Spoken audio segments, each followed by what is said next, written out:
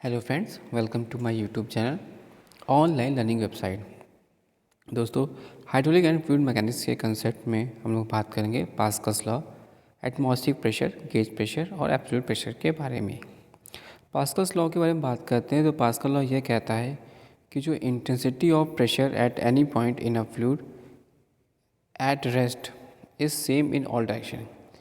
Coming to Pascal's law, जो intensity of pressure at any point जो in a fluid at rest is same in all direction.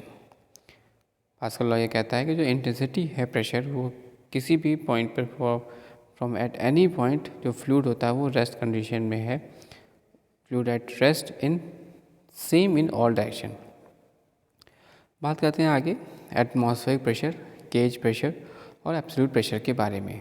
Atmospheric pressure की बात की जाती है तो जो एटमॉस्फेरिक प्रेशर, एटमॉस्फेरिक एयर होती है जो कि एक्सर्ट होती है at normal pressure upon the all surface with which it is contact and it is known as atmospheric pressure.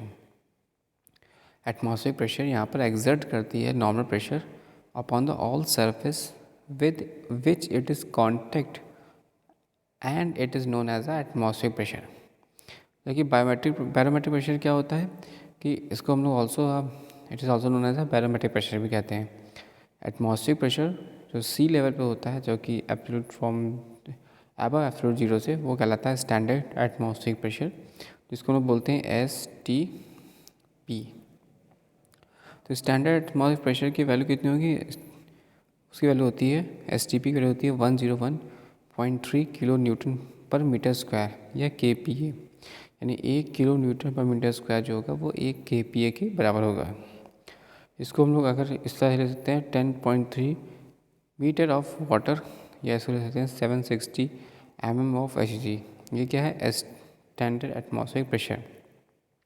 जो ये प्रेशर मेजर कर रहे हैं with the help of pressure gauge, वो कहलाता है कि is known as gauge pressure, जिसमें कि एटमॉस्फेरिक प्रेशर जो होता है वो हम लेते हैं डेटम से, और जितने भी प्रेशर गेज होता है वो रिकॉर्ड, उसका जो रिकॉर्ड होता है वो difference between the actual pressure और एटमॉस्फेरिक प्रेशर के बीच में होता है, एक्चुअल प्रेशर और एटमॉस्फेरिक प्रेशर के बीच में होता है। तो यानी बात की जाए तो जो एब्सोल्यूट प्रेशर होगा वो होगा atmospheric pressure plus gauge pressure, that is positive, वो कहलाएगा हमारा एटमॉस्फेरिक प्रेशर, एब्सोल्यूट प्रेशर।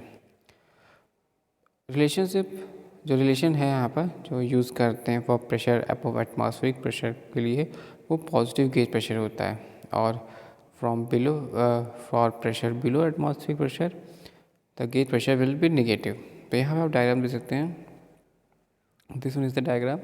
यहाँ पर आप देखते हो this one is absolute pressure है और यहाँ पर एटमॉस्फेरिक प्रेशर है। तो यहाँ पे गेज प्रेशर क्या है? पॉजिटिव इन नेचर है। यहाँ पे रिलेशनशिप बिटवीन एब्सोल्यूट एटमॉस्फेरिक और गेज प्रेशर को यहाँ पर शो किया जा रहा है।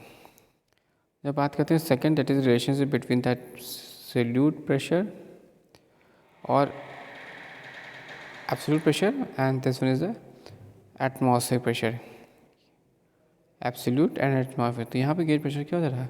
वो नेगेटिव शो कर रहा है।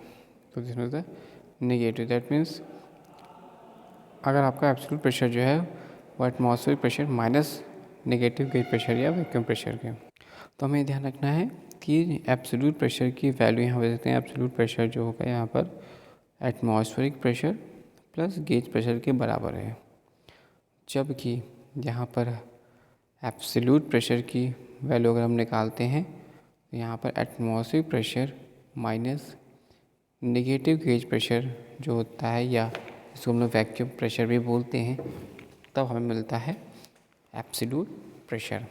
Thanks for watching and sharing.